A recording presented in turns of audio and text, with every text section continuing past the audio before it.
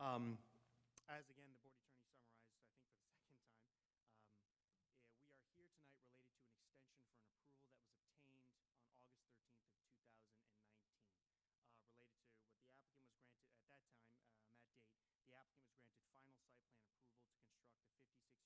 final site plan approval to construct a 56-unit hotel, along with amenities to be available to the hotel guests only. Extension of that approval.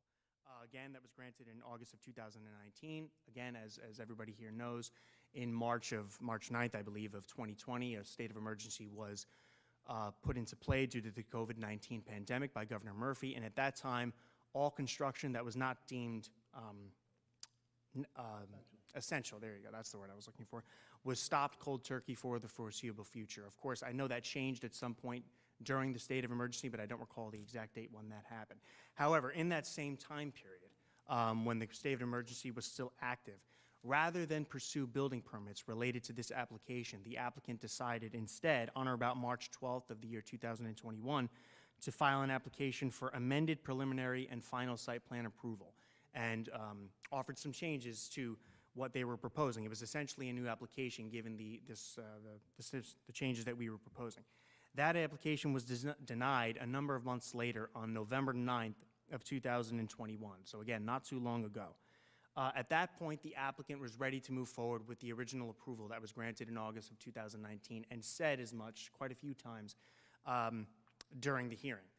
That might have been a bit to the applicant's detriment because I think it was made clear to the public and to the objectors in particular that that was the applicant's intention, to move forward as was originally approved. So 20 days later, on November 29th, the objector's attorney submitted correspondence. And again, I'm going to summarize this, but of course he will provide his own position as well. It was essentially challenging the validity of the approval as of that date. So on that day, November 29th, was obviously 2 years beyond the August 13th of 2019, which would have expired in August of 2021. At that point, the objector's attorney argued that pursuant to Ordinance Section 417-6G, the actual approval itself had expired and therefore was null and void and could not be extended. It was essentially dead. So the interesting part of that is really one of the questions that we're here today. What are we asking for an extension of? We're asking for an extension of this approval. One of the questions is, can we, based on this alleged ordinance that would state that it expired after 2 years. We would submit that it does not expire after 2 years. The reason, what we would posit in the alternative, and what we would argue, is that what expires after 2 years is not the approval itself, but the period of protection given to that approval from any zoning changes that might occur from the date of final approval, August 13th of 2019, 2 years after that, which again would be August of 2021. So, and to the extent that any zoning change had happened in that time frame, that zoning change would not have been applicable to that approval. Essentially, it grandfather, and I'm summarizing the MLU, I'll admit I'm oversimplifying it a bit, but just for the sake of getting this on the record, what essentially it does, it grandfathers approvals in for a period of 2 years so that any zoning changes that might actually call the approval into question are not applicable to the approval within that 2-year time frame. And the MLU allows for 3 one-year extensions of that approval for a total of 5 years. The ordinance of the City of Cape May also in Code Section 417-6G, and this is where me and the objector's attorney obviously disagree, states, and I'll quote, "Final approval shall terminate the time period of preliminary approval for the section granted final approval and shall guarantee," I'm sorry, that's subsection F, I'm sorry, that was my fault. Let me just go through G, just give me 1 moment. Can I just say we are live streaming with sound right now, in case anybody's interested. Okay. Oh, here we go. In subsection G, final approval shall expire 2 years from the date of final approval unless the applicant has secured a building permit to commence construction. The planning board may extend final approval and the protection offered under subsection F herein for 1 year. So essentially, that's what we're here today to do. We're asking for that extension of 1 year pursuant to both the MLUL and the ordinance of the City of Cape May itself. Now, again, the question becomes, based on that first sentence, has the approval already expired to the point where we cannot ask for that extension? And the simple answer to that question is no, because one of the pivotal points of that is that in asking for that extension, it makes clear that the protection offered by under subsection F is what you're asking that extension for. So what does subsection F say? It says that final approval shall terminate the time period of preliminary approval, which is very much in line with the municipal land use law, section 52. For this section, granted final approval, and shall guarantee the applicant that the zoning requirements applicable to the preliminary approval and all other rights conferred upon the applicant as part of the preliminary approval shall not be changed for a period of 2 years after the date of final approval. I'm not going to say that's verbatim from the municipal land use law, but it's very, very close in that what it's protecting an applicant from for a period of 2 years is not for expiration of the approval itself, but from that period of protection. So to the extent that that period lapses, the approval does not expire. What happens is that the applicant is no longer protected. So to the extent that a zoning change occurs, which in this case there has been no zoning change, so nothing is really applicable here, but to the extent such a zoning change has occurred, that would then be applicable to the applicant. They would no longer be protected unless, of course, an extension had been obtained.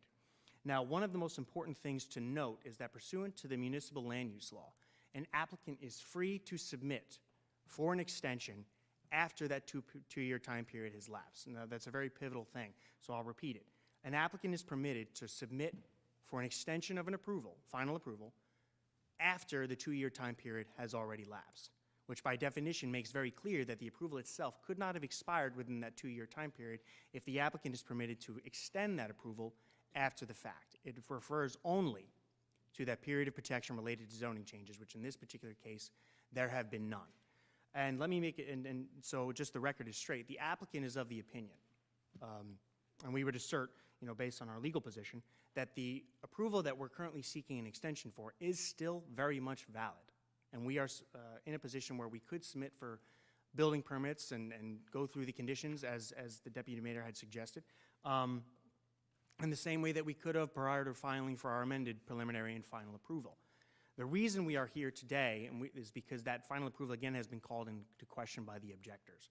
So we are here simply for clarification related to make sure that the board is clear that the approval has not expired, it remains valid, and by extension, we are asking for an extension of that approval based on the timeline that I had provided, which obviously prevented us from moving forward during that 2-year time period, because for a majority of that time period, we were seeking an alternate approval related to a different amended application. So with that, Mr. Board Attorney, I think I would submit. I would just reserve the right to reply to the objector's attorney and any other public comment that might be made here tonight, if that's okay.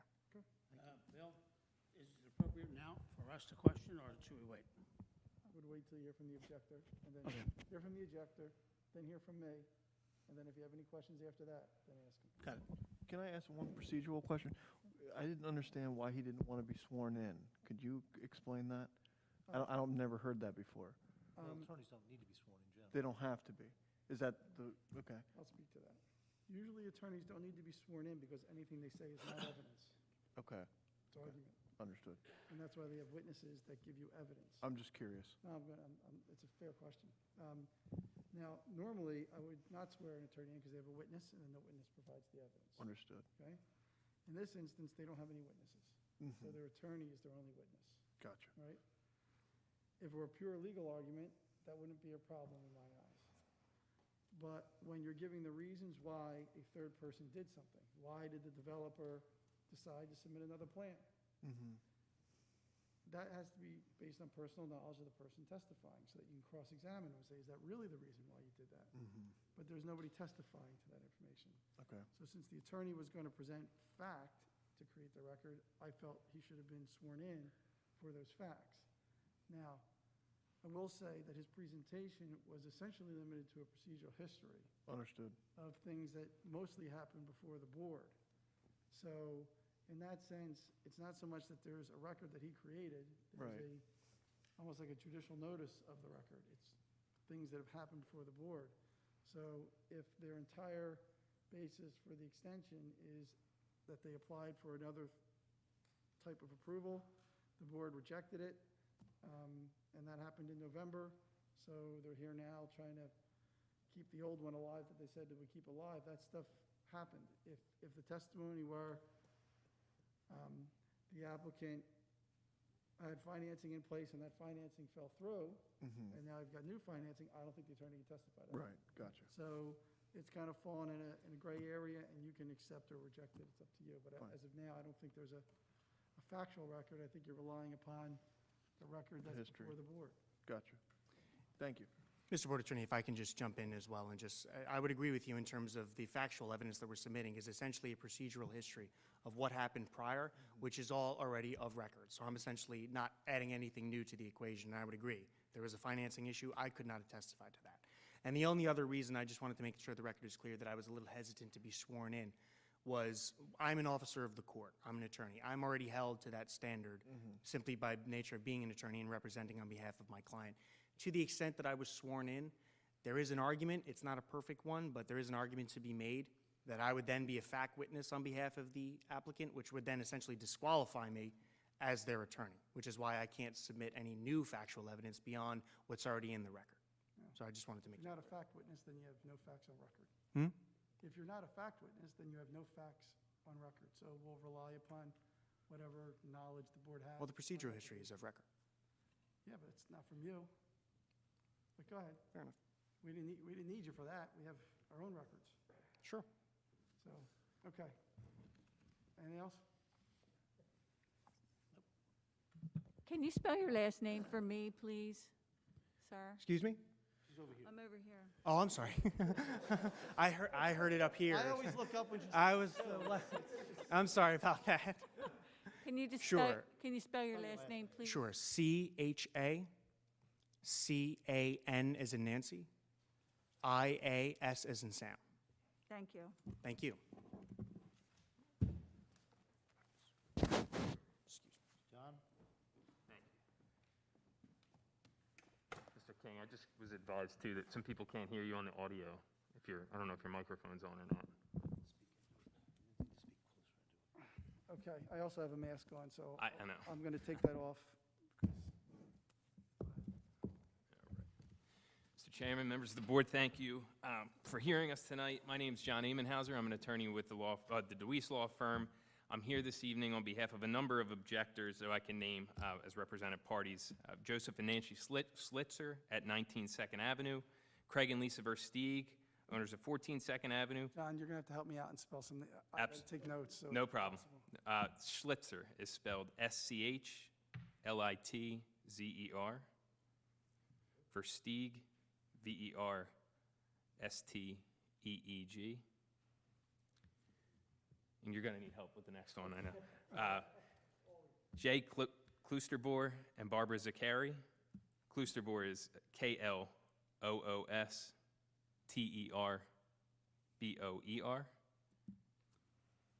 Zakari, ZICARI. And Scott Maslow and Bobby Stokes. Bobby is with an I, BOBBI. Okay, thanks. Thank you. Karen, thanks. So the application that's before the board tonight, as was already indicated by the applicant's attorney, is a requested extension of preliminary and final site plan approvals that were originally obtained by the applicant on August 13th, 2019 for the Jetty Hotel property. The resolution pertaining to those preliminary and final site plan approvals allowed for the construction of a 56-unit hotel with a total of 61 bedrooms and 66 on-site parking spaces. Between August 13th, 2019 and March 12th of 2021, as was already indicated by the applicant's attorney on the record, the applicant didn't take any action pertaining to moving forward with construction based on those preliminary and final site plan approvals. And on March 12th of 2021, the applicant filed an amended application before this board seeking essentially new plans and an expanded property. as was already indicated. Also, that application was denied in November by this board, and the applicant thereafter now is coming back seeking an extension of the 2019 preliminary and final site plan approvals. Why is this important? This is important because the City of Cape May, on your books in your city code, has a particular section pertaining to site plan approvals and requirements after obtaining those approvals for an applicant to move forward. Particularly, Section 417.6G of the site plan ordinance indicates, and I'm reading it verbatim, time limit for final approval and extensions. Final approval shall expire 2 years from the date of final approval unless the applicant has secured a building permit to commence construction, period.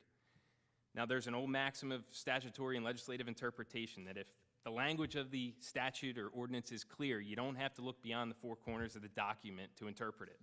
This is pretty clear. Final approvals that were obtained August 13, 2019 expired on August 13, 2021 because the applicant did not obtain a building permit and didn't commence construction, period. The applicant, through his attorney, would like to kind of create a different argument based on the language of that section and say, no, what actually expired was the 2-year protection against zoning changes pertaining to those final site plan approvals.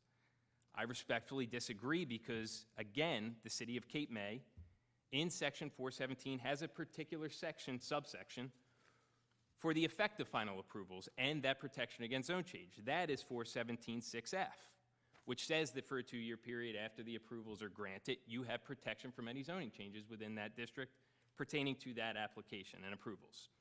I'm not disputing that. I also don't dispute that Section 52 of the Municipal Land Use Law pretty much says exactly that. That's not why we're here. We're here because more than 2 years after that, those approvals were granted, the applicant's coming back and asking for you to extend them when, based on the exact language of your ordinance, it's no longer effective. It expired.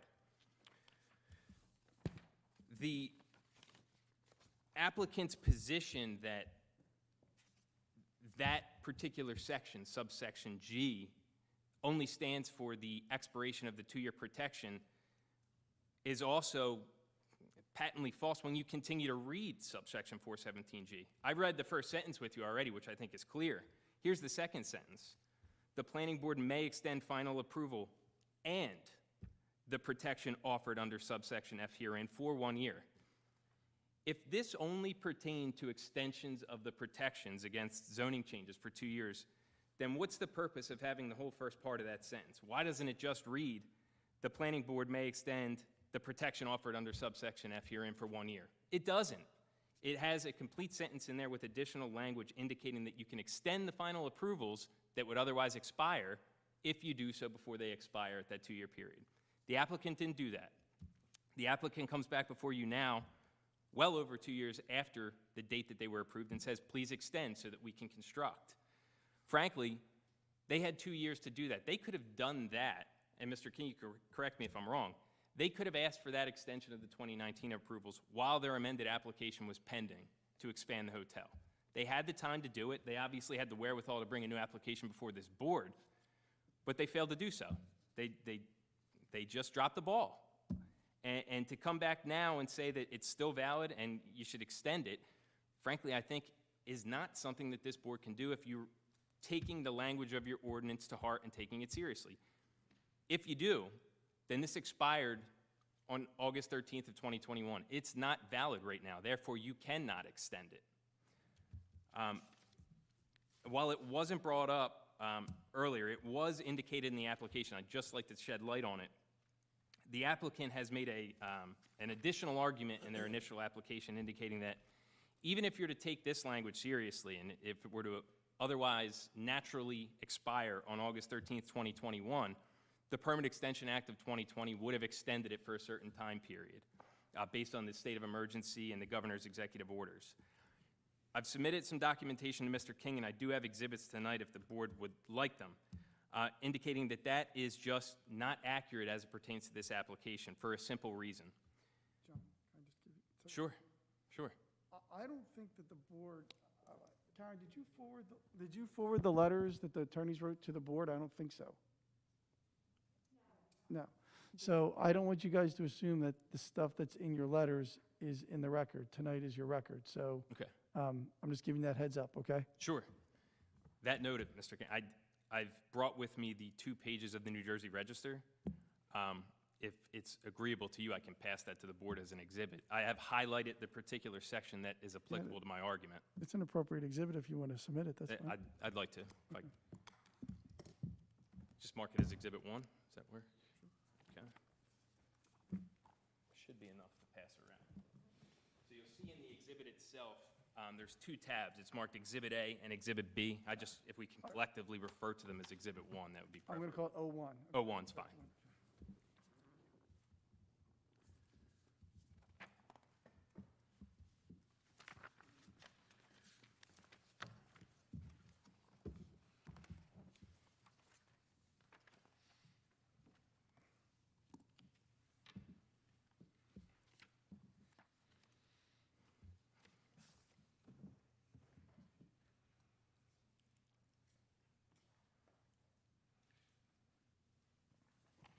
Was there enough to? So what was just marked as Exhibit 01 and what I passed around is it's a 4-page document in total, but really only 2 pages are of importance. There is the first, which is marked as Exhibit A in the packet, is 52 NJR 1682A. This is a document that was included in the New Jersey Register on September 8th of 2020, which talks about notice of permit extensions under the Permit Extension Act of 2020, which is what was referred to by the applicant in their application as a basis for the board to possibly assume or to determine that the extensions from August 13th, 2019 actually extend beyond the natural termination date of August 13th, 2021. The problem is that, as you read here, the holder of any extended permit must report the extension to the Department of Environmental Protections, which has been designated as the agency responsible for maintaining a list of all permits and approvals. Referring next to subsection B, just to read them in conjunction with one another, this indicates that an application or an applicant that has received approvals, including those that were granted by this board under the municipal land use law, was required to register those approvals with the DEP in order for the suspension period under the Permit Extension Act to be valid, to pertain to that application. That second part, why do you say that? Why do I say that? Yeah, I guess I'm just not, Sure. it wasn't, I don't, for reasons I'll explain later, I don't think this matters as much as it might otherwise, but I just wanted to, it's not, can you explain why it makes the extension not valid just because they didn't send it to the DEP? It doesn't give any consequences. Like, I understand the DEP is the one supposed to keep track of it, so they require you to send it to them so they know what's being extended. Right. Where does it say that if you fail to do it, you don't get an extension? Just point that out. I'm not saying you're wrong. It's under section B, which would be the 4th page of that document. The 4th page. The highlighted section, it reads, the registration Okay, requirement applies to specific permits, approvals, and deadlines from a broad range of state and local entities. Thank you, there it is, thank you. Yeah, that's there. If the holder fails to register the permit or approval, the extension granted under the law will not apply. I can tell you here that the applicant did not register their approvals. Therefore, any suspension period under the Permit Extension Act that they would like you to believe applies to this does not apply to this. This application and the permits and approvals expired on August 13th, 2021. They're not valid as of tonight. And based on that, it is our position that the board is not able to grant an extension of those prior approvals because they are no longer valid. I think that's a pretty good summation of my argument. I don't want to take too long.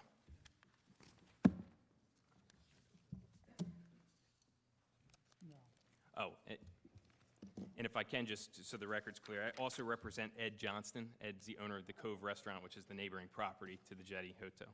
Sorry.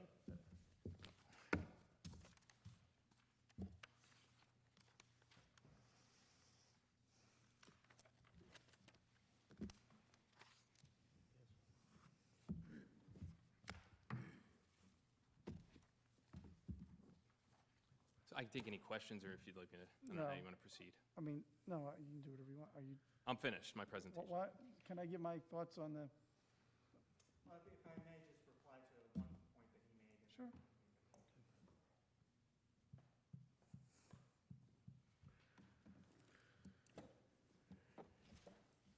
So very quickly, there's just one specific point that I wanted to address as submitted by the objector's attorney. So the objector's attorney quoted your ordinance, and it has nothing to do with that period of protection. It's completely independent of that based on the fact that one is from subsection F, the other G. So the one thing I want to make clear is the applicant tonight is not in any way trying to attack or, any way argue that the ordinance itself is invalid. What I would submit, however, is to adopt, if the board were to adopt the objector's attorney's interpretation of that ordinance, that would in fact subject the ordinance to challenge because, as I had mentioned before, but I'll repeat it here, pursuant to section 52 of the MLUL, which permits an applicant to pursue 3 one-year extensions of any approval beyond that 2-year period. One thing it says in subsection C is that whenever the planning board grants an extension of final approval pursuant to subsection A, B, or E of this section, and final approval has expired before the date on which the extension is granted, the extension shall begin on what would otherwise be the expiration date. So what that means in that first sentence is that if you were to grant our extension tonight, it wouldn't be till January 25th of 2023. It would merely be August 13th of 2022. So it would be another little less than 8 months. So the next sentence is the most pivotal sentence because, and I'll get to a case that deals with this as well, the developer may apply for the extension either before or after what would otherwise be the expiration date, which means that the applicant is fully within its right to submit for that extension after the alleged expiration date of that 2-year period for an extension. They're allowed to do it after that time frame. So after August 2019, as long as there are no zoning changes, in which case here there have been none, we are permitted to submit for an expiration. The reason that the pivotal aspect of that sentence was argued by the court, I believe it was a law division or appellate division case. I don't have it in front of me. Kelly Law Division. Yes. So it's Arnowitz versus Planning Board of Township of Lakewood. The court in that case came across an ordinance which was actually very similar to the ordinance that we're dealing with here today. And I'll quote, in that particular ordinance, not in this one, I think I don't have any objection to the objector's attorney, what he read, it's verbatim. But the ordinance that they were dealing with in that other case, Aronowitz, it states, applicants for proposed construction shall, within 2 years after the date of final subplan approval, obtain a building permit and commence construction pursuant to the site plan. It's not verbatim, but it's very similar in that it requires that a building permit be obtained within the 2-year period. In the event, the ordinance continues, the building permit is not obtained and construction not commenced within the time above set forth, the site plan approval shall become void unless otherwise extended by the planning board for good cause. So essentially, it posited the same thing that the objector's attorney now argues. You don't get your building permit within those 2 years, your approval has expired, and you can't get it extended. The court ultimately found that the Lakewood ordinance, as it related in that particular issue, was invalid, noting that pursuant to the municipal land use law, section 52C, which I just quoted, expressly permits an application for an extension to be made either before or after the expiration of the statutory protective period. Thus, it follows that an ordinance which provides that the approval itself expires within that same statutory protective period is invalid to the extent that it's inconsistent with the municipal land use law, which permits approval of an extension beyond that 2-year period, and even the application itself. So again, we are not here to in any way call into question the city's ordinance. That's not what we're trying to do. We're merely asking for an extension, asserting that the approval is still very much valid. To the extent, again, that the board were to adopt the objector's attorney interpretation, that would open, I would respectfully submit that that would open the ordinance up to challenge in and of itself. So with that, I would submit, again, I would just reserve the right to respond to any other public comment that's made. Thank you. I appreciate the chance to reply. All right, yeah.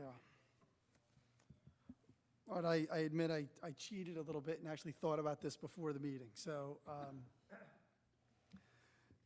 I'm going to try to summarize it for you, but please understand that it's confusing and it's not your fault or my fault that it's confusing. I just find the statutory scheme to be a little ridiculous, but here's what it is.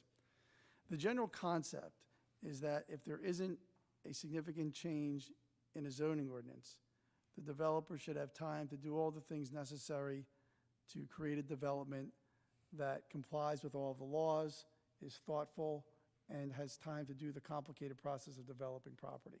And that's what the MLUL is designed to let developers do. The extensions are an opportunity to revisit the application to the extent that the zoning has changed and to see whether it still makes sense to have that approval. Okay, but it's not supposed to be a trap for the unwary. It's not necessarily to create a 2-year period where if they don't do anything, they lose the approval. That's really not what it's set up for. So, with that in mind, you have this collision of two things. You have an applicant who, you have your ordinance, and it was read to you. It's section F, which I had open in front of me a moment ago. And F says, final approval shall expire 2 years from the date of final approval unless the applicant has secured a building permit to commence construction. That sounds pretty simple, right? If you don't get a building permit within 2 years, your approval expires. That's what that sentence appears to say. City's ordinance. That's the city's ordinance, okay? And that's what your ordinance appears to say. Then the next sentence says, the planning board may extend final approval and the protection offered under section F, meaning that you can't change the zoning laws on them, for 1 year, okay? So now you have the question, what happens if they come in after the 2 years and seek an extension, all right? And there's this provision in the MLUL, and understand that the MLUL is superior to your ordinance. The MLUL lets you have an ordinance, and your ordinance has to comply with the MLUL. To the extent that it conflicts with the MLUL, the municipal land use law, the state law overrides it, and it can be declared invalid. Your ordinance can be declared invalid, okay? So if you can interpret your ordinance two ways, one way that makes it valid or one way that makes it invalid, you should interpret it the way that makes it valid, all right? Because obviously when you pass the law, you intended it to be valid, all right? Or when the town passed the law. In the municipal land use law, for reasons that are not totally clear to me, they have a line in the law that says, the developer may apply for the extension either before or after what would otherwise be the expiration date. I will tell you that doesn't make a lot of sense to me, but that's a policy decision that says sometimes things come up where everything looks fine and the 2 years goes by and you think you're going to get started, then you realize, wait, we can't get started for some reason or whatever. They can come in and they can try to, after the fact, get the extension from when it would have expired into the future, and that's what's happening here. So the MLUL lets the developer do exactly what they're doing here. Come in after the 2-year protection period that's in the MLUL and ask for an extension and do that even after the 2 years has expired. The MLUL lets them do that. Now, there's this Aronson case written by my friend Eugene Serpentelli, who was brilliant and very well respected.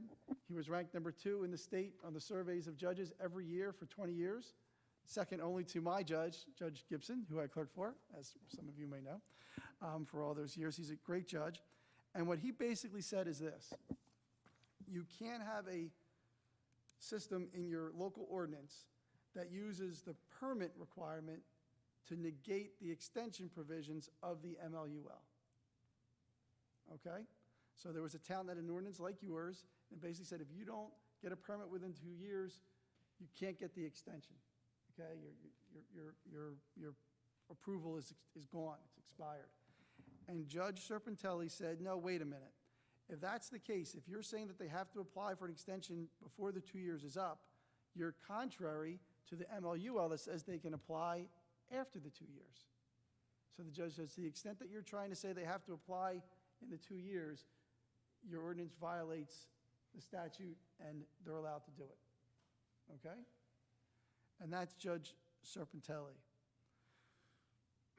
So for that reason, I do think, in my opinion, and I'm not the decider, you're the decider, I'm just giving you that my best analysis is that if you don't let the applicant seek the extension because you have an ordinance that says they had to get their permit within the first 2 years, I think you would be violating the intent and objective of the Aronson opinion, which interprets the MLUL, and I think that would be a mistake. Now, I am not asking you to decide, and we are not deciding what happens if they come in for another extension.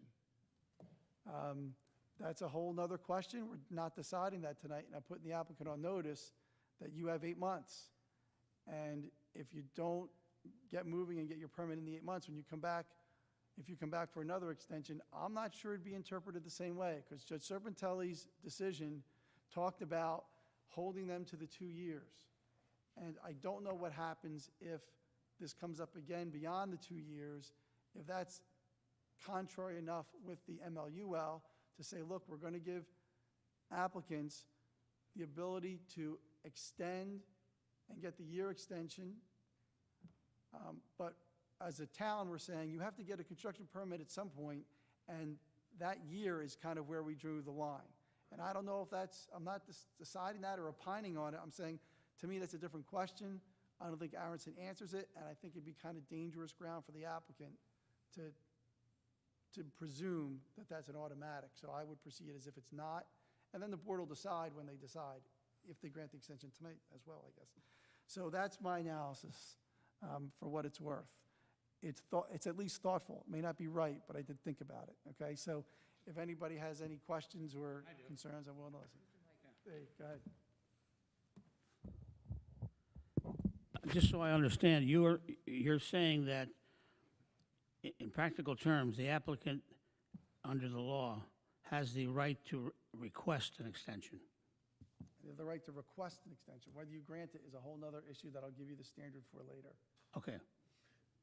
And then the other thing that one of the witnesses or non-witnesses said was that the 2-year was an extension to protect against ordinances, zoning ordinances that would change within that 2-year period. The extension expired in August of 2019. The city council just changed the parking ordinance in the zoning code for accommodation to electric vehicles. And the parking standards have been changed because the new ordinance, as I understand it, reserves certain numbers of parking spaces just for these charging stations, and therefore removes those spaces from public or general use. That's a change in the zoning ordinance after the expiration of this application. Okay? That's it. I want to know if that's accurate. I know that they changed that parking. I don't know the extent it impacts this particular application. Well, they're maxed out at 66 parking spaces, and this would require, if the math is right, an additional 4 parking spaces taken off their 66 in order to accommodate their. I will defer to our engineer, but my impression from the ordinance, and one of the complaints about the ordinance, was I think it actually reduces their parking requirement. I think they'd have to put in some EVs, and they get a 2-for-1 credit, so it would actually require less parking. Okay, They would just be can I get a electric. clarification on that? Because it seems to me as though I whichever defer- way it goes, defer to my change the engineer. ordinance for parking.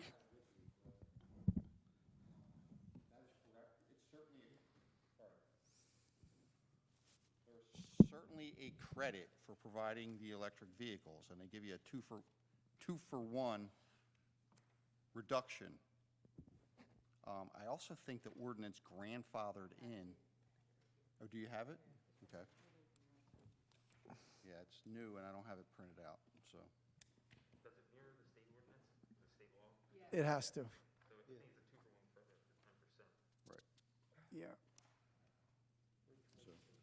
So, I pretended I wasn't sure, but I was. Does that ordinance apply, though, in this case? that's what I'm trying to find out. I thought That part I'm not sure of. it was for new, so I don't know that it, But the resolution is old. But it's expired. True. No, okay, let me put it this way. There may be a change in that site plan aspect. But I don't, if it applies to this project, it would be a change that actually would make them have less parking, parking requirements, because it is a 2-for-1. So if they were required to put in 2 EVs, they would have 2 less parking spaces overall. So I don't think that is a change that you would consider not extending.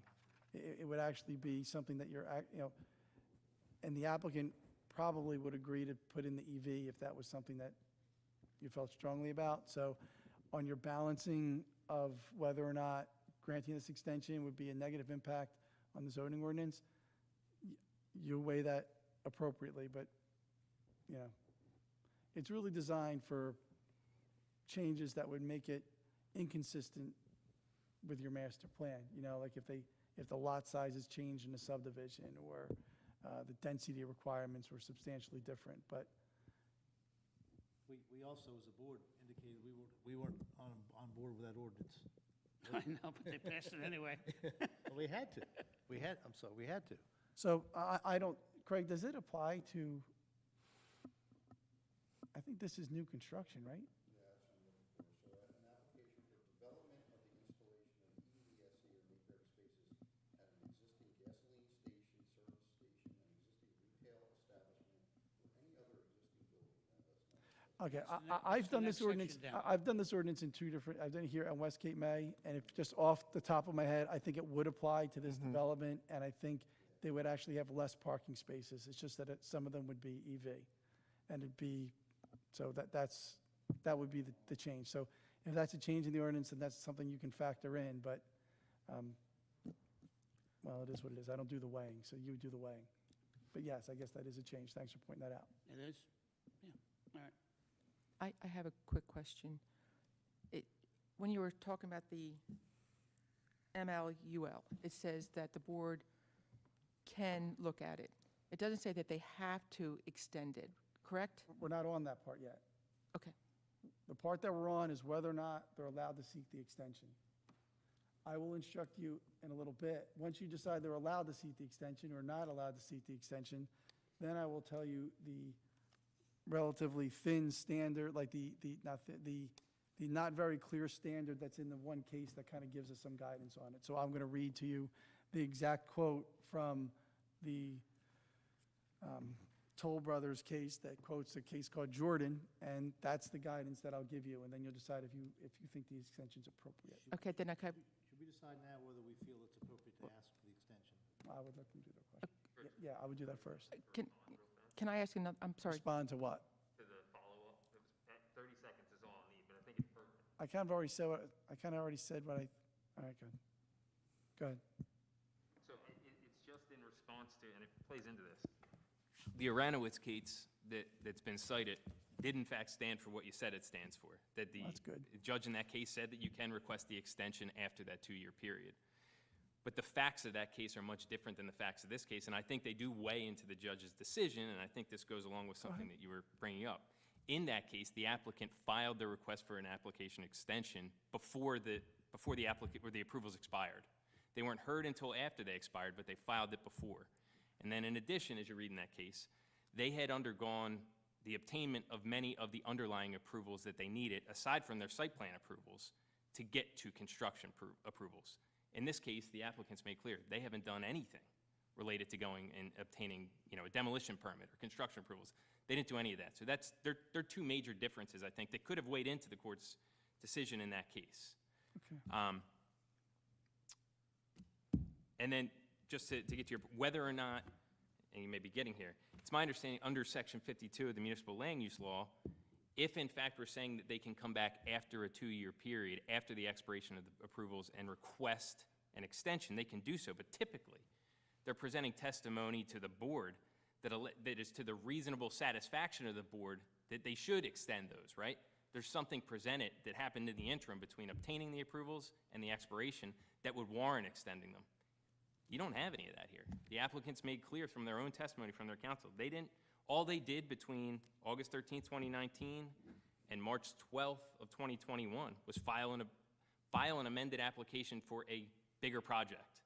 They didn't take those approvals and do anything toward making them reality. It was an amended application. It was a new application. A new application for amended preliminary and final approvals, if I'm not mistaken. Okay.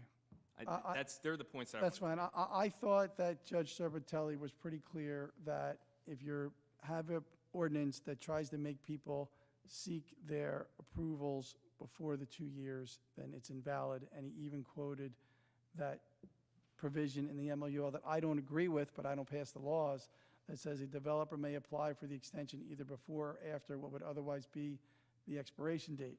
I think you should have to apply before it expires. It doesn't make sense to me to apply after. Maybe it'll be decided after the expiration, but you have to apply before. But it says what it says. Judge Serpatelli saw it, said that, and I just think that the second sentence of our ordinance tries to capture the ability to extend under the MLUL and says it expires in 2 years unless you extend, the next sentence is unless you extend it under the MLUL, and the MLUL lets you extend it by applying after the 2 years. And I just don't think we can negate that. And that's fine. That's just how I feel. That's my opinion of it. I could be wrong. Can It's I a ask de a novo question on that? review by the Superior Court. Do you, I guess my question is just theoretical, and I don't know if you want to even go there, but if someone doesn't, Don't we have enough real problems? yeah, right. But if someone, that doesn't seem to have a deadline at all, is kind of my point. Like, somebody could refile years from now. Okay, I'm going to answer that in 2 ways. First of all, no, because you only get 3 years. So if you came in the 5th year to get an extension, you couldn't go back. Okay. Okay?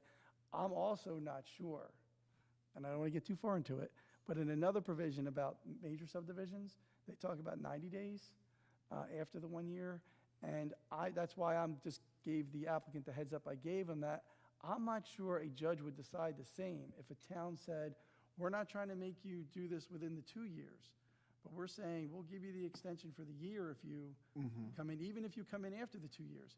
But if you come in, again, and now it's been sitting for a while, I'm not sure you can't have an ordinance that says, but you got to get a permit at some point. You got to start doing something. Unless you have a good reason not to, and then you get into the reasons. But I'm not sure about that. We're not asked to decide that, and I'm not a judge, but in little Right. judge school, they teach you not to decide anything you don't have to decide. So we're not deciding that. Right. All you're going to decide is, can they do it now? And there's actually some guidance on that in this Aronson case, Aronowitz case, and you have my guidance for what that's worth, although Judge Serpentelli's smarter than me. But I would just, go with your gut, and you're going to have to decide based on your ordinance. It's kind of going your way. You really want to say something?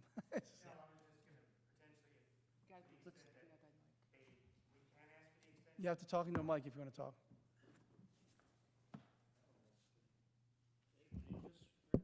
No, it's okay, but thank you. I'm not going to argue that point whatsoever. I just, to the extent that it is found by the board that we can ask for the extension that hasn't expired, in fact, expired after those 2 years, I just wanted to reply to that final comment that he had made with respect to what we did within that 2-year period. So I just wanted to briefly go through that. Well, what you did is a matter of public record. That's all that we have. Fair enough, but I just wanted, one thing that you had mentioned that I would like to make clear is that, yes, it says that I'm just going to say very briefly. No, I'm not. I'm going to rehash the. We're arguing more after I already said what I thought, but you're allowed to, go ahead, I just want to want make. you guys have I the just- fullest record you want. I want to stress one thing you had mentioned, is that 2-year time frame is not meant to be a trap designed to trip up developers. The MLUL is designed to create some flexibility to account for a number of different scenarios. And in this case, we've presented 2, which are based simply in the record, in the procedural case. The COVID-19 pandemic, which ceased all construction starting in March of 2020.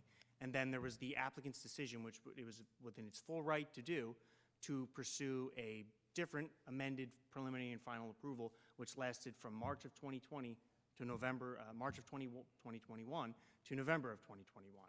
And again, after that period, as far as we are concerned, it's still valid. We were going to go in for our approvals, and then there was this other question of, can we even ask?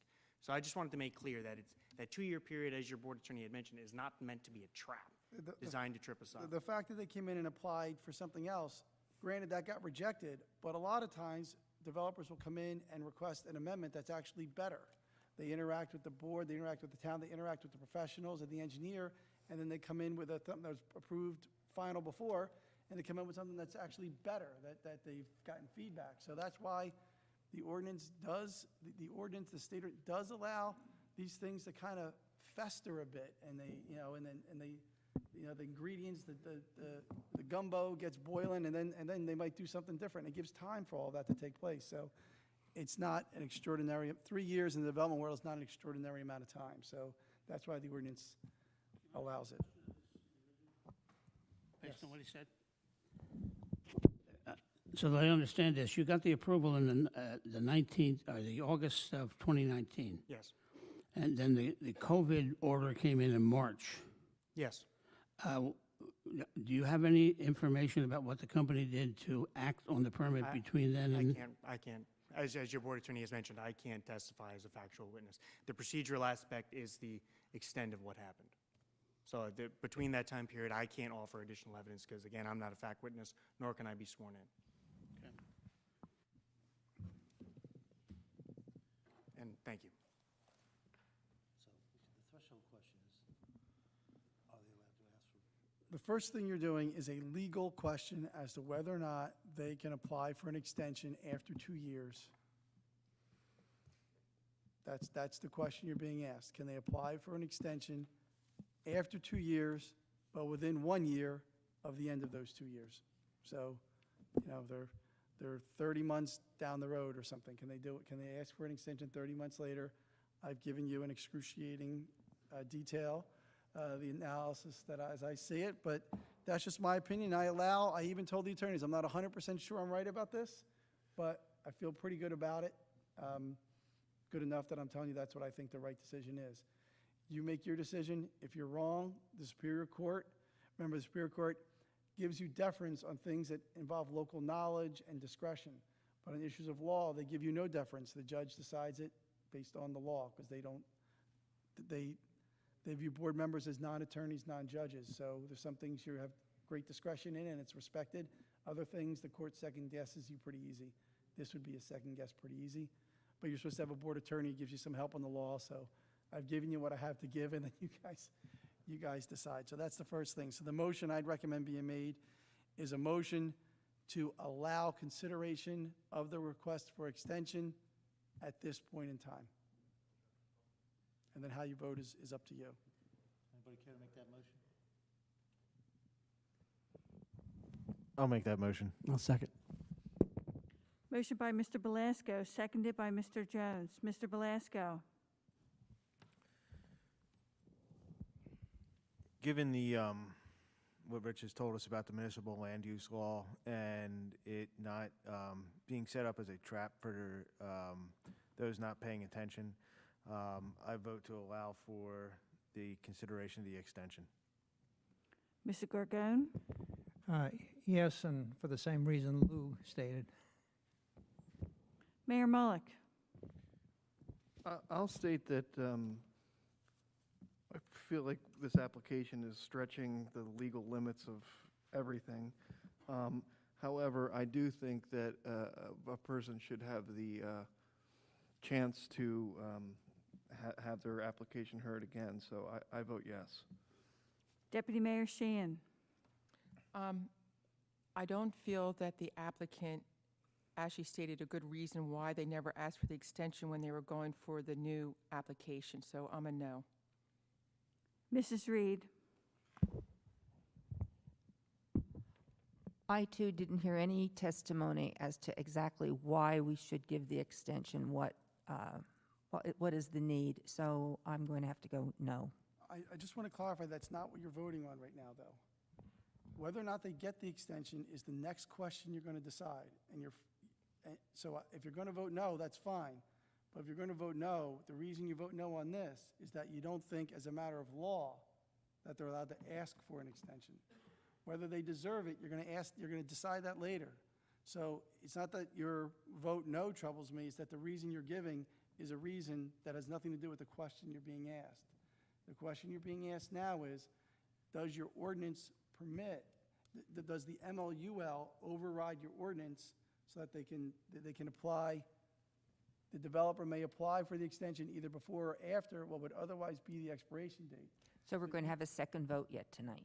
Absolutely. We're just voting now if they can ask for the extension. And then if you don't think that's, then you get into the reasons that they, whatever you think is the reason that you should vote no. But right now, you're just deciding the legal question. So if you want to.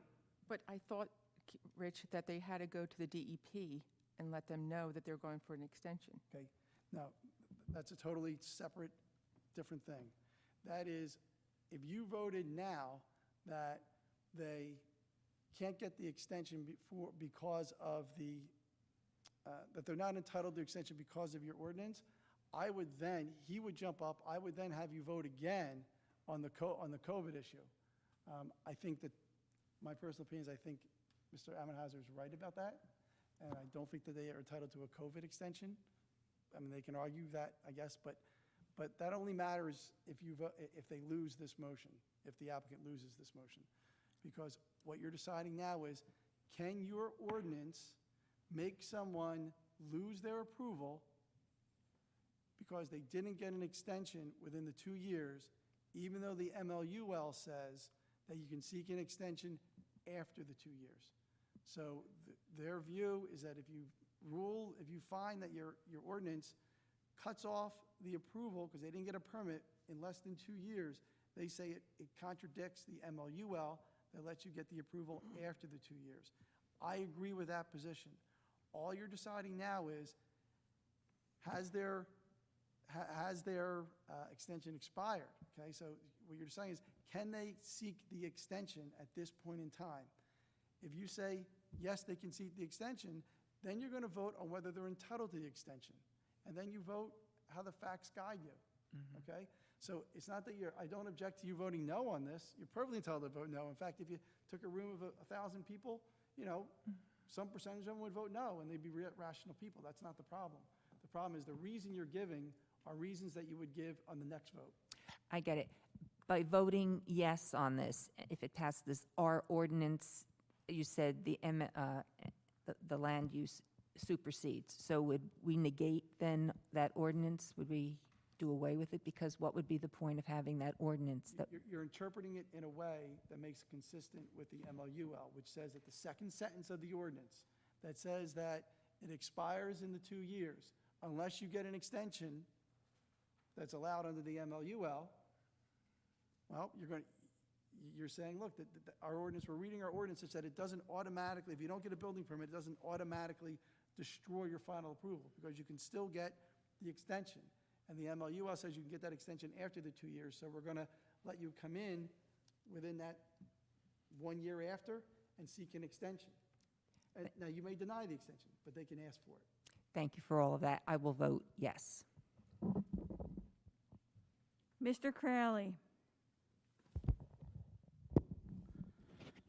I vote yes. Mr. Jones. Yes. Mr. Bezerra. Yes. I have 8 voters, is that right? Yes. Okay, so you've decided they can, it's 7-1, and you decided they can seek the extension. Now, the next question is, are they entitled to the extension? I'm going to give you what guidance there is on the issue. I just want to clarify one quick item related to what was just granted. So that would put this in a position where the approval is in fact still valid as of today, and will continue to be so until, of course, unless and until there's a zoning change. I just want to make sure we're on the same page there as to what's in fact. The approval you got before. April 2019, yep. That- August, excuse me, yes. Okay. No, Sure. we haven't voted on that question. All that we voted on is that you can ask for an extension. Well, wouldn't that necessarily imply, that's why I just want to make sure the record is clear, wouldn't that necessarily imply that the approval itself is still valid if we can ask for an extension related to it? That's why I think the record needs to be clear. I don't know, whether but or I not don't that's want the one case. more issue. We're not dealing with that. Just we're doing what we're doing. We're not doing that right now. Okay. You're adding another issue right as we're voting. We're not doing that now. Okay, the next issue is, you've heard the procedural history and the explanation as to why they're seeking the extension. There really has been, in my opinion, no zoning change that would negatively impact this application. The EV thing may be a change, and it's a valid point brought on by your colleague, but I'm just telling you that is not a change that, I think that would, it would make there be less parking, but there might be some EV. And really, the EV issue is something that your ordinance contemplates potential changes to a site plan during the process, so maybe that's something they would work out with Craig. later. But to me, that is not the kind of change that is contemplated by a change in the zoning ordinance that would cause you to reject what was a by right site plan. Now, but I'm going to read you the standard, and you can decide if you think it's appropriate to extend. I'm reading from a case called Toll Brothers versus Planning Board Township of Mount Olive, 2006 WL 1085771. And that case relies upon an older case called Jordan Developers, Inc. v. Planning Board of City of Brigantine, 256 NJ Super 676, 1982. The attorneys don't really disagree that these are the two cases that you look to for the standard. At least they haven't told me they disagree yet. I guess you never know. But here's what the case says in its most relevant portion. Under NJSA 55D-52A, which is the section about extending, a planning board is to engage in a balancing test to determine whether a developer should be granted an extension of protections from zoning changes. It cites Jordan Developers, which upheld the denial of an extension, finding that there was not a sufficient delay caused by the process of obtaining government approvals and permits, nor was the fact that the real estate market was soft an adequate reason for the delays and applicants' failure to advance the project. In determining whether to grant an extension pursuant to 52, there must be a balancing process in which the board weighs the public interest in the implementation of the zoning change, the developer's interest in extending protection, and the circumstances in which the need for extension arose. Thus, in Jordan, we, meaning this court, noted that an intervening zoning change did not require a denial of the extension, but merely was a factor for the board to consider, a factor that obviously weighed against grant of an extension. So that is the guidance, and that guidance kind of presumes there's a zoning change because you need to weigh the impact of that zoning change against the reasons why the developer is asking for the extension and how bad the deviation is. So when there's no zoning change, there's not a lot of guidance. But to the extent there is any guidance, I think it's designed for when there's a zone change. So, you know, you vote your conscience, and that's the law on this, okay? Counsel, did I misstate the law? Okay. So the motion I'd recommend being made is a motion to grant the extension. We always make them in the affirmative, but if that doesn't mean I'm telling you how to vote, I'm just telling you to make the motion in the affirmative, and then you say yes or no.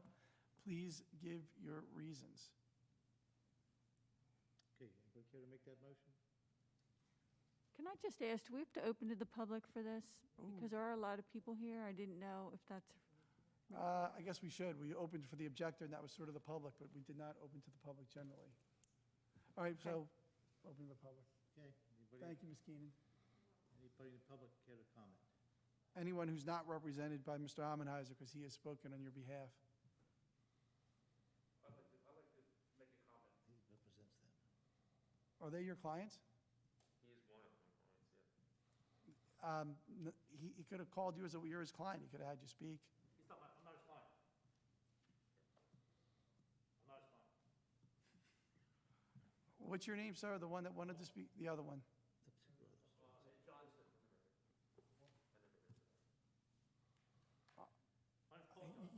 Hold on. You're not on my list of people you represent. I don't represent Paul Johnson. Who's the other guy? Well, who's the other guy said he is your client? That's what I'm confused about. I assume they have the same last name, Johnson. Yeah. Okay, but I have a list of Mr. Ammenheiser's clients, and you're not on it. He did say Johnson. he was a late, did? that was a late addition. He was a late addition. Thank you, Craig. Okay, so He's not a client, though. well, if he speaks, we have to, okay, go ahead. Understand that it's going to call for a revote on both motions. John, explain that to him. If we add to the record, we're going to revote on both motions. But that would be for any public comment, correct? That's right. Okay. He's not my client, so. Okay. My name's Paul Johnston, 11 South you swear to tell the truth, the whole truth, and nothing but the truth, so help you God? Is that okay now? Yeah, let me say first thing, I want to clarify something that was said by one of the Cape Jetty LLC's professionals, Mr. Stephen Fenwick, last time on November 9th. Sir, we're not, that, Yeah, this has something to do with it. Just hear me out. but Mr. Fenwick did not testify in this hearing. Okay, well, I want to touch upon one of the tolling issues. This is a tolling issue. Time, approvals, 2 years, Go ahead. tolling issue. And one of the issue is whether the applicant had hardship, COVID hardship, or something happened in between the approvals and the 2-year time period, something interfered with that. I think the applicant mentioned COVID. He mentioned, I think he only mentioned COVID today. Other issues that the state may allow to consider for an extension. One of the issues is not covered in the tolling period is financial issues, the market, the real estate market, the soft market. He didn't develop because the market was too soft. He didn't have financing in place for that. That is not an allowable issue for a tolling extension. Is that right? That's my interpretation. It hasn't been argued. It hasn't been brought up. Well, COVID was brought up. But not a financial hardship. Right. You can just keep testify. Go Okay. ahead. The reason why this property was not developed, the first approval was in 2010. That's 12 years ago. There's been numerous applications, numerous extensions, numerous changes in applications. There's one in 2010, 2014, 2018, and the most recent one is 2019. The 2019 had a 14,000 square feet of blank amenity space. Now, normally you wouldn't give someone final approval on a blank amenity space for a commercial property. That blows my mind. I can understand preliminary approval, but not final approval. I don't know how that happened. But that's neither here nor there. It happened. I don't know why it happened, but it happened. Now, you would think that, I understand the tolling period goes from final approval, not preliminary approval, but final approval, to 2-year period. And they just got a allowance for having a consideration for extension, which is happening right now. Now, in 2010, his reason for the delay was he had a zoning change. That's what was stated on the record on November 9th by Mr. Fenwick. He stated that. He said the reason why we didn't do that, the hardship was we had a zoning change, which wasn't true. Cape Jetty LLC bought 6 lots on block 1012. They purchased lot 9, 10, 11, 12, 15, and 16. Lot 9, 10, 11, 12, and 15 are commercial C3. One lot, and only one lot, is R2. That's lot 16. Now, Mr. Fenwick said that they had a zoning change to spot zone lot 16 to C3. And it was done by the zoning board. They did it illegally, and then it was reversed. And he used that as a reason why they could not proceed with their 2010 approval. 15 and 16 was then sold off for consideration. But lot 15 is still commercial. It's still a commercial lot. They could have used that for the development. They could use it for a pool, they could use it for parking, but they chose to sell it off for consideration. That was one reason that they had delay, but that was not a valid reason, because lot 15 is this very day still commercial. And they sold it off, instead of using it for a commercial property for parking or for a pool, they sold it off for consideration. And that's the financial reason. why it was delayed. Not COVID, not timing, not a soft market, the financial reason. And I have everything right here, too. If you want to use this as evidence, mark it as evidence, zoning map, We don't, you want us to mark our zoning map as evidence? right, I mean, it's zoning map is clear, you already have it on your records, but I have it too, it's right here. We'll rely on ours. What I just said is all factual. By the way, I pointed out, I mentioned all the lots. Lot 16 was R12. The reason why it was spot zoned, then reversed, and then you sold it for consideration. I think eventually it sold for $975,000, a little less than $1 million. And I just want to reiterate that I don't understand how it got final approval with 14,000 square feet of blank amenity space, which includes the pool. So the pool's, what, 1,600 square feet on 2 levels? Okay, anybody have any questions? All right, thank you very much. Rich, I think that was one of my questions earlier about the compliance of the applicant, because there are so many things stated that had to be completed, and one of them was that use of space that wasn't clear. Well, what provision are you, it's 15 pages long.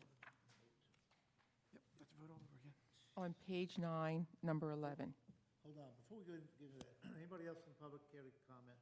Rich, if I can just make a point too. I have a couple of clients, I think, that wanted to speak. I mean, I was retained to present the legal argument, which I think I did. But when it comes to the next question you're going to ask as to reasons why it should or shouldn't be extended, I think it goes beyond legal. I just don't want to, I didn't come in here intending to cut anybody off, and you can make a call. No, but there's, we should have opened to the public. It was my fault, so if they want to talk, I think they're allowed to talk. It's just, I just want to reiterate to everyone that we are not revisiting the prior approval, not the 2019 one, and clearly not the 2010 one, okay? So let's focus on things that happened between 2019 and today, or changes in the ordinance that you think are relevant.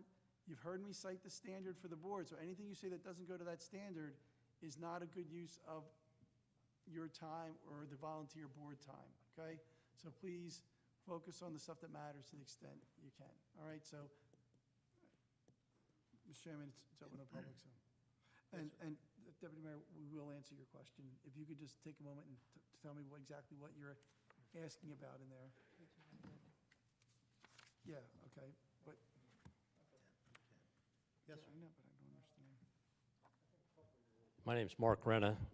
I live at 12 2nd Avenue, which is the lot right behind the Jetty Motel since May 2020.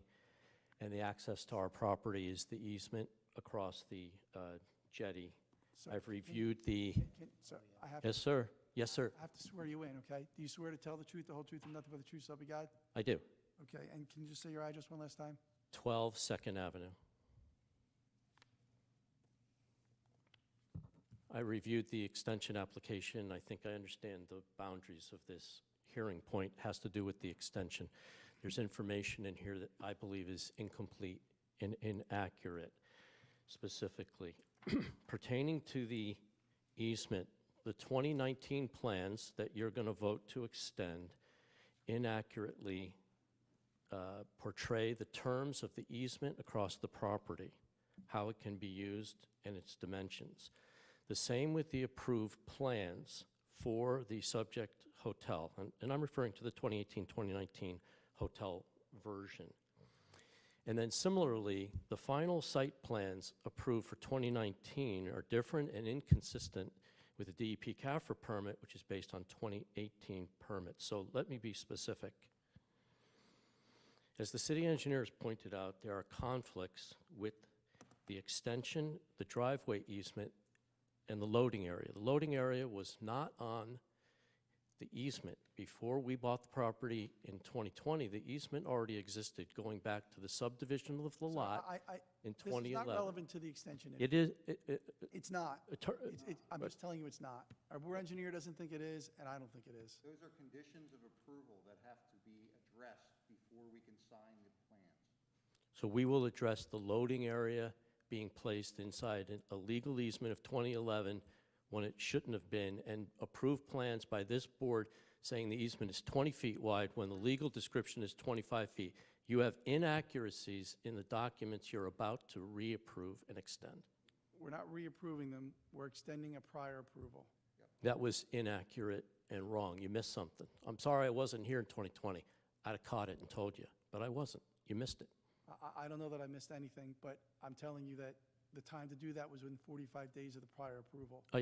I understand that. Didn't own the property, I didn't know, can't- never sir, commented on it. I don't have the time machine to bring you back to that date. So you got to testify to stuff that's relevant to the extension, and that's what we're doing here tonight. Thank And you. if you have concerns about the plans as they develop towards final approval, you're free to, During the building permit, so you can. do that. they'll have to go for a building permit. Will that be subject to a public notice? Generally, building permits are not subject to a public notice, but you have access to them. When can we comment again on this? I mean, you're putting us off now, and there's inaccuracies in the approved plans. When will we be able to straighten that out besides going through some other avenue? I don't know the inaccuracies. If you're saying that the plans that. It's they're gonna- very simple. Okay, Your engineer's sir, report wrote sir, it. I'm trying to, you're I asking am questions. too, but I'm trying to speak to the elected officials, and instead, the attorney keeps talking to me. Okay, because my job, as directed by the chairman, is to keep the testimony focused on the issue at hand, and I'm doing my best to do that. You're controlling But it, you're sir. asking me questions, and I'm doing my best to answer them for you, but you don't seem interested in my answers. You're saying, when am I going to be able to do this? And I start to tell you, and then you interrupt me. So if you don't want to know, then don't ask. But I want to try to help you and tell you when to do these things. So if you're saying that there is an inaccuracy between the site plan that they seek the building permit for and the one that was approved, you can address that with the construction office and say, hey, they're trying to get a building permit for a plan that's different than what was approved by the planning board. And then if they don't listen to you and they issue a building permit that you disagree with, you can appeal the building permit. So that's when you do those things. Now, if what you're saying instead is that the site plan that was approved, there's things in there that you think are wrong, that's not something that we can necessarily do something about because that's already approved, okay? So they're not allowed to build different than what is approved, subject to some deviations that have to do with administrative changes that are in the code.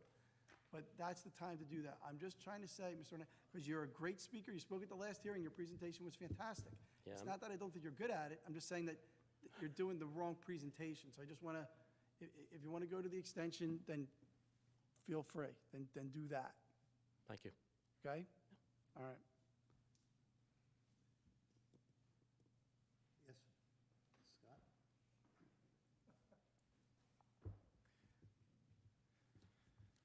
Scott? Scott Maslow, 18 Second Avenue, Cape May.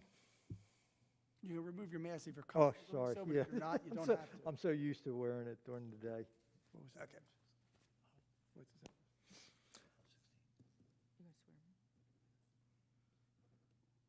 Do you swear to tell the truth, the whole truth, and but the truth, so help you God? I do. This is really going to be pared down. About the extension. Mr. Demutis had ample time to file for an extension with both the state and the city. He's a seasoned developer who is well aware of building regulations. He has filed numerous extensions with the same property dating back to 2010. He's always had extensions, and this extension he just forgot. He's gone to this board in 2019 asking for an amended application to be approved while still holding a current extended site plan approval that was still valid. That was back in 2019. He just forgot to file. With this hearing, we're now 4 months past the extension date. Everybody is on record about that. That's required by our own code, that the only reason he can give is that he forgot.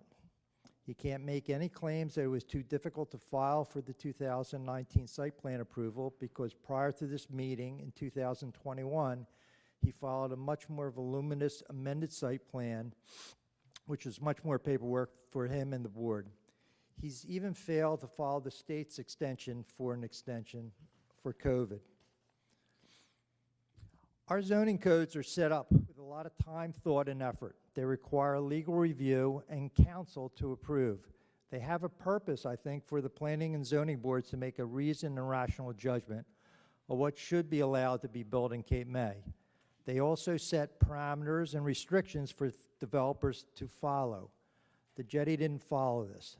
The public, the residents that are interested enough in a project rely on this. Our code also requires an extension that is not restrictive, but it does require an extension after two years. That's the shall part that Mr. King was not alluding to, was stating. The may part is that you don't have to grant an extension. It can't be unreasonable, it can't be capricious, but you do not have to automatically allow any extension. If the Board of Council thinks it's prudent to change this provision in our own code, that could be taken up in the proper forum. I don't agree that it is a wrong code. I think the 2-year extension has a purpose. It's my contention that 2 years is more than adequate time for a developer to at least file that he's filing for an extension. One of the tools of the planning board is to control development is by extensions. Otherwise, you wouldn't have them. You can grant an extension, that's the may part, but it must be filed in that 2-year window. There I disagree with Mr. King. And there's case law in Cox and Lakewood that also support that. I don't agree with his interpretation of that. You should not give up your right to control projects. There is no sense in having an extension if they're not enforced. Furthermore, as residents, we should not be denied our rights. We depend on the timelines to at least track your decisions. In essence, that means if notice is not legally mandated, as it is with extensions, at least we as residents know that extensions end at a particular time and go look at the agenda and attend a meeting concerning our objections. Only by a fluke by one of our neighbors, we picked up this on the agenda last Thursday. For these reasons, I'm asking the board to deny this application or this extension. Thank you.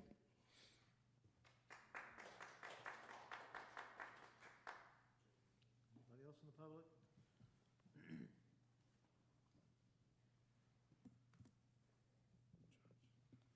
Ed Johnson, the Cove Restaurant, Cape May. Yeah, I'm against the... Tell the truth, the whole truth, and nothing but the truth, so help you God? I do. Thanks, sir. I'm against this extension because I don't think the applicant gave any valid reasons to make this extension. He had 2 years. Instead of doing the work, he applied for a new plan that was denied in November, and he could have asked for the extension in November, and he chose not to. My beef is going back to 2019. Mr. Luchin was the attorney for the applicant, and he said, when we all asked him, we said, with the board here, we asked him, we said, what's up with the 14,000 square feet of amenity space? And he said, well, we're going to, if you approve this, we'll come back later and we'll give you the details. And so in November of this last November, they gave the details. Mr. Luchin wasn't there, and it was denied across the board, 9-0 vote. And now now the board is asked to grant an extension on a 2019 plan with no details on the 14,000 square feet of amenities. To me, that doesn't make sense. That's a lot of space. My restaurant is 2,300 square foot, and which is like 5 times, 6 times smaller than his amenities, which we still don't know about. I have no clue what those amenities are. But you're going to grant an extension on a plan where there's no details. It could, that 14,000 square feet could be a roller skating ring, could be an ice skating ring, could be polo grounds. I don't know no one knows what it's going to be, and we don't know what the impact is going to be.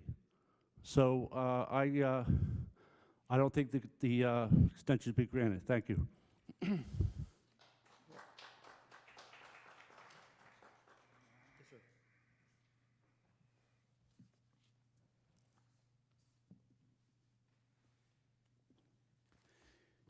Chris Johnson, 305 South Beach Avenue. You swear to tell the truth, the whole truth, and nothing but the truth, so help you God? I do. Thank you, sir. Yeah, there's a lot of things that have been said, and you're going to vote and say, you know, you should look at the extension. But the extension that you're looking at, they're basically, you've got to say whether he has provided any reasons why he should have the extension. And since, since the person who is actually requesting extension isn't here, he didn't even come to testify why he should have the extension. And his attorney said, I can't give you any reasons why because I'm not under oath. So there are no real reasons to grant the extension given. Okay.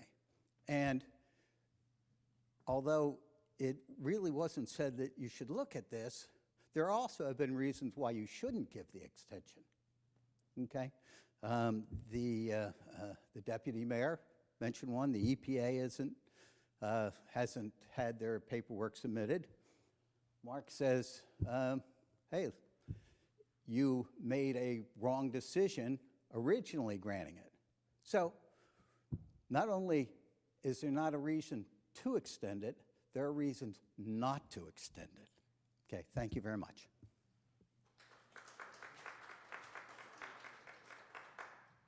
Okay, anybody else? Okay, public portion is closed. Did you want to address Stacy? Sure. Just for clarification on my question is, and it's talking about on page 9, number 11, and it's talking about this amenity space. And it says, prior to obtaining a building permit, the applicant must provide the use of these areas and verify no additional parking is required for the proposed areas or uses. So my question is, does the board ever hear what that use is, or is it just automatically given?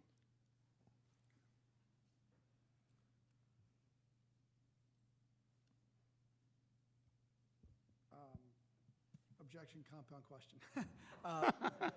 The first question is, does the board ever get to hear it? The answer is maybe.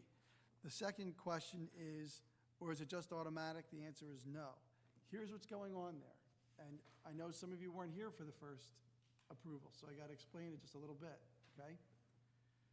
The prior application was for a permitted use. A hotel's a permitted use, and there are a whole bunch of amenities inside a hotel that are permitted uses, okay? So that the application was essentially a by right subdivision.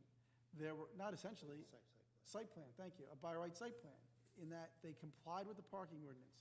It was a permitted use, okay? There wasn't a whole lot of discretion to say no. Now, the amenities created a problem because in a hotel, all right, take Congress Hall, they could have there was a jewelry store in there. Now it's a clothing store, okay? Then it became a sundry store, all right? So the places inside large hotels can change their uses, all of which are perfectly appropriate accessory uses. But there was one glitch. Different kinds of uses generate different numbers of employees, and employees guide parking. So this provision was directed to the fact that, yeah, they may not know what uses there are, but we wanted to try to harness that in because there's a whole bunch of uses that can go into a hotel. You don't really know, all right? Or you may not know 3 years before it's built, all right? So what this paragraph is intended to do is before they get their building permit, that's why it says, prior to obtaining a building permit, you need to identify the uses to Craig in whatever plans they submit. And Craig will look at them, and if one of them says, you know, a tobacco nursery, that might not be kind of a permitted accessory use to a hotel. And Craig might say, you can't put a tobacco nursery inside this hotel. That's not a permitted use, okay? But it's probably going to be the kind of things that are in hotels, all right? Now, the other question was, but aren't there different uses that are labor-intensive versus not labor-intensive? So that a 10-station bay for doing nails would generate more employees than, say, an arcade, okay? Which may have no employees. So we address that by saying there's supposed to be passive uses that don't generate a lot of employees, okay? And they can't be ones that generate a bunch of parking, so that if they put some use in there that would somehow increase parking, that would be a problem, okay? What's that? A restaurant. Now, it also says in there, critically important, that's why some of the public testimony, with all due respect, was inaccurate. You could put a bowling alley in there, theoretically, but only your guests could use it, okay? But you couldn't put a bowling alley in the general sense in there because it's for guests only. All amenities will be for hotel guests only. That's why when they came in with the plan a couple months ago, they lost 9-0. All right, one, they had parking that was, you know, mysterious, but they also wanted to open it to the public, which was the direct opposite of what was in here. So this paragraph was not intended to give the applicant a break. It was to say, look, there's all kinds of, they could have just said retail space or something, you know, for the amenities for a hotel, and it's perfectly not crazy. But we wanted to say, well, wait a minute, they have to be passive uses, and they can't generate a lot of employees, and they can't generate a lot of parking, and so that we held them to actually a higher standard than might otherwise occur for a hotel with a bunch of different uses for hotel guests only. This is for hotel guests only. So they may want to put in a towel collection area in there, or sell timeshares. I don't know, the things that you do inside hotels for guests only. There really aren't that many great things. So that is actually a very narrow provision when you really think about it. Mr. King? That's what was going on there. Yes, sir. You've taken us off the issue, but let me ask. I didn't do it. Let me ask a question. If that space was approved with an amorphous state, and the owner decided 2 years later to put a restaurant in there, knowing that the application had a maximum of 5 employees, and a restaurant would generate kitchen staff, wait staff, service staff, would they come back for then a variance because they're out of code? Okay. Okay. If they did it, they wouldn't come back for a variance, they'd be cited for violating their approval. Because the building permit is going to be based on a set of plans that is required, which isn't always the case, but is required to identify internal uses inside a hotel for guests only. Right. Okay? So that they're going to say what those uses are, and they have to be permitted uses. So sure, their if they project change would it- be stopped because they now don't have 5 employees, they have 20. Right, well, it says, the applicant will provide the use of these areas and verify no additional parking is required for the proposed uses. Amenities for hotel guests only and will consist of non-employee intensive passive uses. Non-employee intensive passive uses for hotel guests. So that's what they're supposed to do. So they couldn't put a restaurant in because that's not a passive use. Well, a restaurant would sound to me that would generate a lot of employees, even if it's for guests only. Now, could they have a little cafe thing, like, I'm drawing a blank, I want to say Zippos, but that's in Maryland. I go there 1,000 times. Congress Hall, what is the little place in Congress Hall called? Tommy's Folly. But any Okay, additional... Tommy's Folly, could they have Danish and stuff and coffee for guests? That sounds like something you'd find in a hotel. That's not outrageous. That is an accessory use to a hotel. So when the city used their uses, any staffing requirements over 5 would be dealt with how? It would be dealt with, as it's always dealt with, in a site plan, and they list the employees, and then you approve it with employees, with the number of So you get employees in site the plan parking, you do review? calculations. The construction official, I think, would get it back to Craig, and Craig would say, no, it doesn't apply, so then you really would not get the building permit. So they, okay, so they I mean, wouldn't that's have- the way I look at it. I don't think, Compliance plans come to me first. Right. And what I do is go through every condition that this board sets. That's why it's very important to get the conditions right, and that's why Rich and I spend so much time on them, is I go down the list. Okay, are the plans meeting this? And I put it right in my compliance review. The applicant has addressed comment 1 by doing this. 2, 3, they did not comply, and I reject the plans, and I send it back to them. And Sounds that happens until they get the plans right. Then the plans are signed by me, starts the signature process. Board chairman and secretary sign the plans, then it goes to zoning review.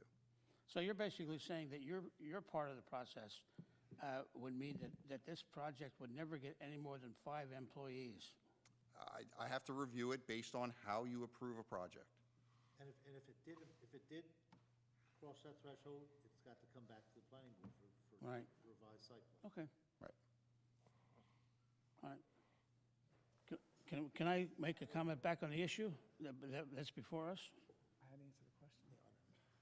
Well, let's go back to the Issue. Is your public I done? want to vote. I'll be able to close the public portion. Okay. I just want to, are we done commenting on the issue before us? Or do we have more comments? The issue before us is whether they have the ability to apply for extension, which we have to revote on now. And then beyond that, whether an extension is granted. Those are our 2 questions tonight. But Everything about the site plan, all the other uses. right, that's out. So the issue here is the fact that the application has expired. And what do we do about it? Well, Now, the law says it expires, but another law says, as you indicated, that the applicant has the right to apply for it, and we've already actually voted on that. That's correct. Right. We have to revote on it. you're going to revoke because you've taken more testimony, so I want to have the vote following all of the testimony, Okay, okay? yeah, right. So let's make the motion on that, whether they have the ability to apply for an extension. You wait. Lou, did you make? Lou, you- I'll make that motion that they have the ability. Second. Motion by Mr. Crowley, seconded by Mr. Belasco. Mr. Belasco? Yes. Mr. Gorgone? What This is the motion? motion that you voted on before, whether they have the right to request the extension, not if they are getting the extension. Okay, and my vote is yes. Mayor Mullick? Yes. Deputy Mayor Sheehan? no. Mrs. Reed? Yes. Mr. Crowley? Yes? Mr. Jones? Yes. Mr. Bizarre? Thank you. The motion now should be whether to approve, I'm sorry. On to. The motion now should be whether to approve an extension for 1 year, retroactive to August 19th of 2021. I'll make that motion. Pardon me? I'm sorry, Lou. I'll make the motion. Mr. Belasco makes the motion. Second. Mr. Jones? Okay. Motion by Mr. Belasco, seconded by Mr. Jones. Mr. Crowley?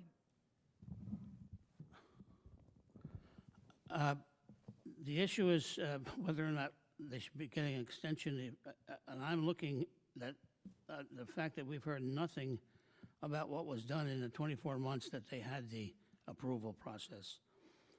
That was the 19th. 7 months transpired. There's no evidence that the applicant did anything to advance the application that we've heard. COVID came in. COVID didn't extended the approval process for permits, but it didn't say stop working on projects. It's clear to me that, based on this hearing, that the applicant spent most of the 2 years planning yet another application to the board, as opposed to planning to implement the one he had approval for. And finally, that application protection for 2 years by law was, I think, to ensure that no ordinances change with respect to zoning, And in fact, our ordinance has changed with respect to zoning, and I would argue that it doesn't have to be a big change. It has to be a change. The ordinance changed, and it affects parking in an already tight parking situation. And so for those reasons, I cannot extend this application. I vote no. Mrs. Reed? I agree with Mr. Crowley. My vote is no. Deputy Mayor Sheehan?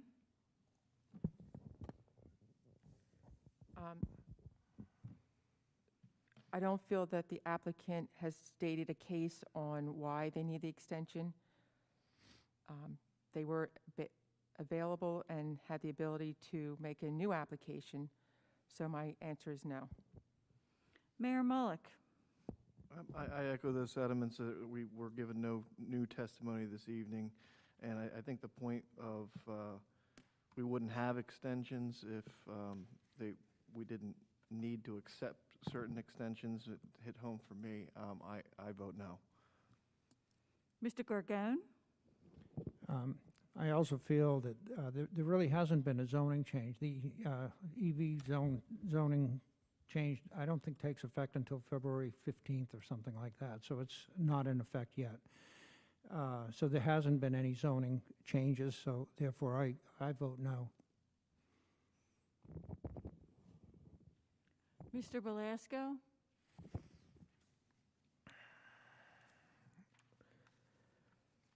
I think that this particular application has, part of what they suffered from was COVID, and, we're constantly saying that 2020 didn't count. So I think that they should have the ability to extend for till, what was it, August? So I vote yes. Mr. Jones? I also vote yes. Don't underestimate what people go through in this COVID and with trying to get approval process.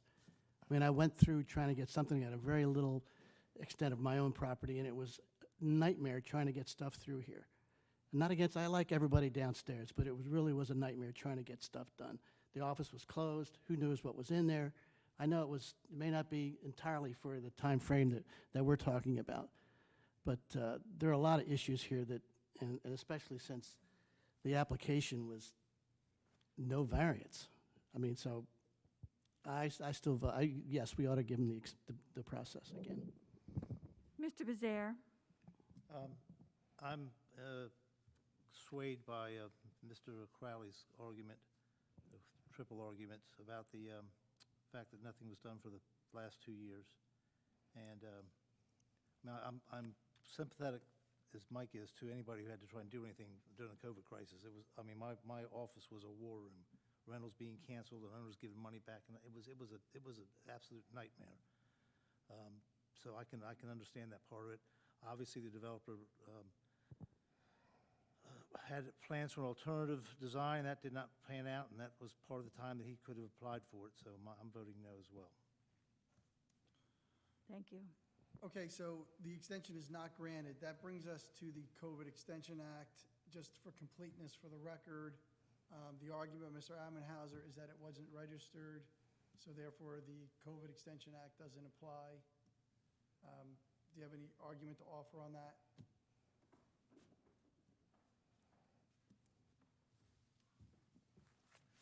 Not at this time, no. Okay, so the board, I'm going to ask the board to vote whether or not they are entitled to continue the approval based upon the Covet Extension Act. You have as an exhibit that it had to be registered for for that to apply. I don't have any contrary evidence, but I suspect this might be before a Superior Court judge, so I want a complete record and a vote on all issues. So if someone can make a motion to grant the extension based upon the Covet Extension Act, and then how you vote is up to you. Yes would give them that extension. No would be to not give them that extension. Rich, I don't know anything about the Covet Extension Act. What are you talking about? It's exhibit, I'm talking about exhibit 01 and 02 that the attorney read to you. Basically, I understand that. I'll help, I'll give it to you. I'm sorry. Please, It's my please. fault. Okay, there is a law that provided that, and I'm not nearly an expert, but there was something called the Covet Extension Act. It basically said any approvals that were in place on a certain date, they were told for, kind of like, you know, when the economy tanked years ago and they would have these permit extension acts, okay? Well, this was a COVID permit extension act. So since the world kind of shut down for a bit, the government said, look, if you have an approval, it's told for some period of time. But the argument and the information before you is that if you wanted the benefit of that, you had to submit that approval to the DEP so that they had a record of all of the permits that were being extended pursuant to the COVID Extension Act. We haven't heard evidence, any argument to the contrary. You read what you read, so I think it's kind of self-evident. But nevertheless, I want to have a vote on all of those issues because now that you've denied the extension for the reason you just denied it, this other reason to extend it becomes relevant. Otherwise, it would have been moot. So I just want to have a vote on that. So there's a motion to say that it is extended pursuant to the COVID, I'm calling it the COVID Extension Act. I might be making that up. What's the real name of this thing? Permit Extension Act of 2020. The Permit Extension Act of 2020, because this was the COVID one. So that's what it is. So if someone can make a motion to extend the application based on that statute and then vote however you want to vote. Just because you make the motion doesn't mean you can't vote no, okay? I'll make the motion. I'm sorry, who was that? Mr. Mayor Mullick, thank you. I'll second it. Okay. Mike Jones, you have a quizzical look on your face. Now, sometimes you have that for no reason, but I think you might actually have a question. So, No testimony has been presented on this at all, so how are we going to vote? I don't even see where it's our purview. I mean, This is a state law that they either followed or they didn't. and if they didn't, we don't know if they didn't. I understand that, but the board has a question of law before it. One party says, at least had said before, that the Permit Extension Act would protect them even if they weren't entitled to an extension for the reasons that have already been discussed. One side said that. Okay, they said that in a brief submitted to me ahead of time, and they haven't really said it tonight, but they kind of ducked before they swung, and then Mr. Ammenheiser, because he knew that they had said that before, gave you reasons why he believed it didn't apply, persuasive reasons, okay? But that issue is in the record, and when it goes to the Superior Court, which I think it might, I want there to be a full record. So I'm asking you to accept either the applicant's request, that suggestion. I guess he is asking for it, he's just not offering more argument. He's taking mercy on us, and he's still requesting, still believes the Permit Extension Act helps him, but there's argument that it doesn't, and you've heard that, and you have the exhibit in front of you, and it's in the record. So I'm asking you to vote on it. So if you agree with Mr. Ammenheiser on that issue, that since they didn't register, it says what it says, then vote no on this motion, okay? Okay. What?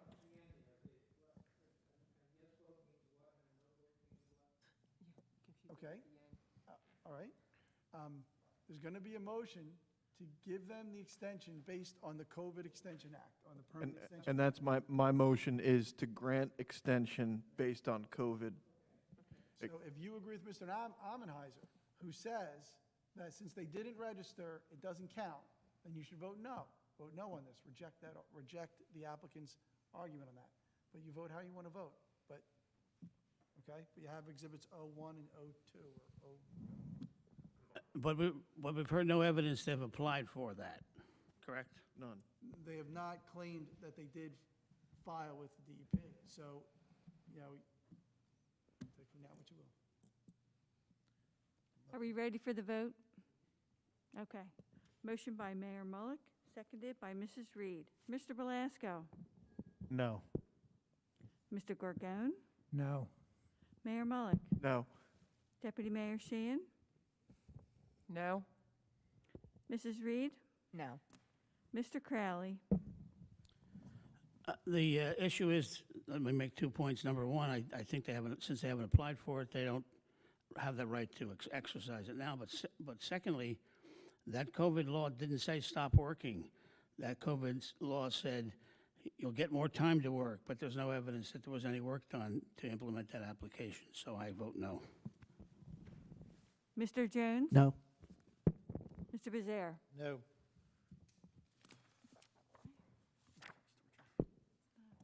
All right, guys. We're done for the night? Do we have a motion to adjourn? Motion to adjourn? Motion to adjourn. Thank you. All in favor? Aye. All right, good night. Aye. Thank you, Rich. Appreciate it. No problem, thank you.